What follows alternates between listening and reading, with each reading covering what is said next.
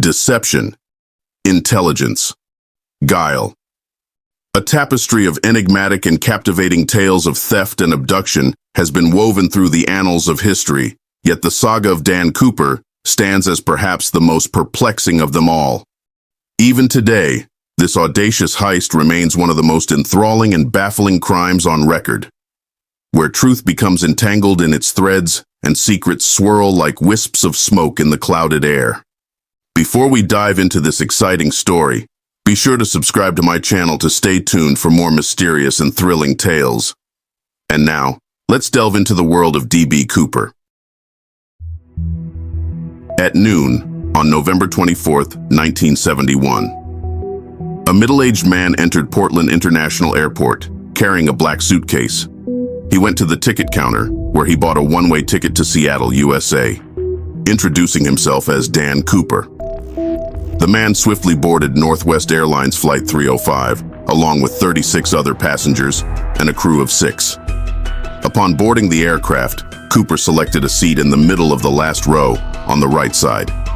He ordered a beverage and lit a cigarette, as smoking was permitted during the 1970s.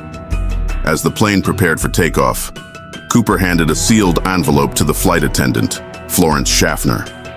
Upon opening it, she discovered a handwritten message indicating that he was carrying a bomb. Schaffner, she was compelled to sit beside him and observed what appeared to be 8 sticks of dynamite inside his briefcase.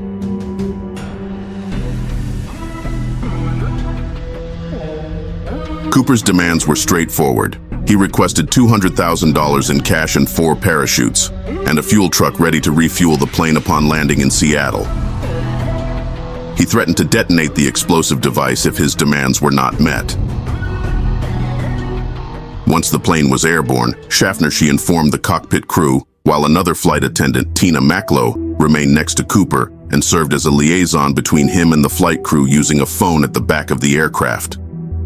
The plane continued to fly for an hour and a half near Seattle, while local and federal authorities scrambled to secure the ransom money and 4 parachutes. The money was gathered in $20 bills from a local bank, while the 4 parachutes were provided by the owner of a nearby skydiving school.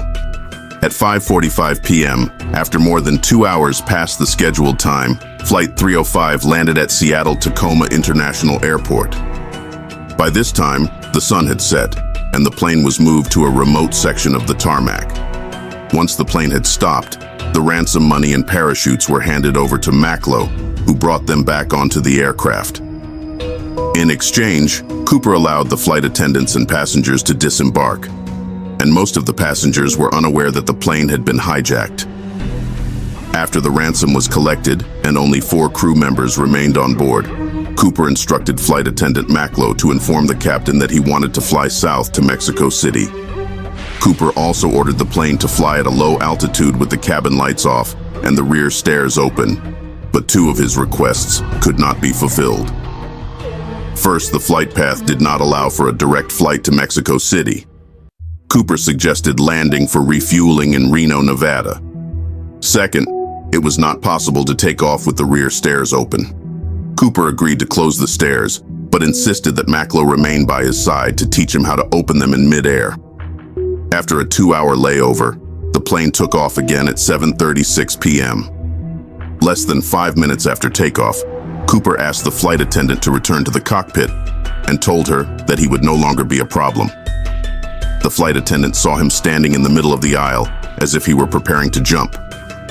She joined the rest of the crew and locked the cockpit door. 3 hours later, the plane landed safely in Reno.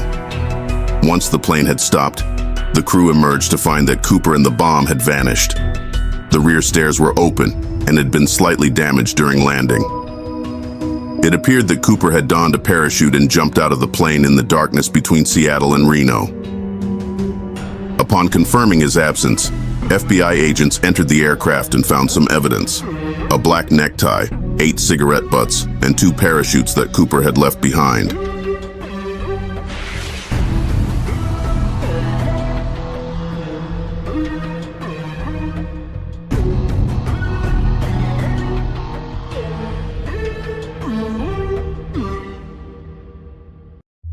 On the night of the hijacking, the crew and passengers described Cooper as a white man in his mid-40s with brown eyes and dark hair.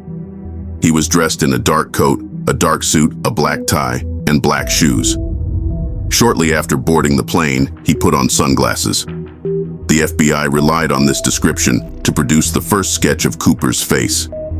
But it was crucial to determine when and where he jumped from the plane.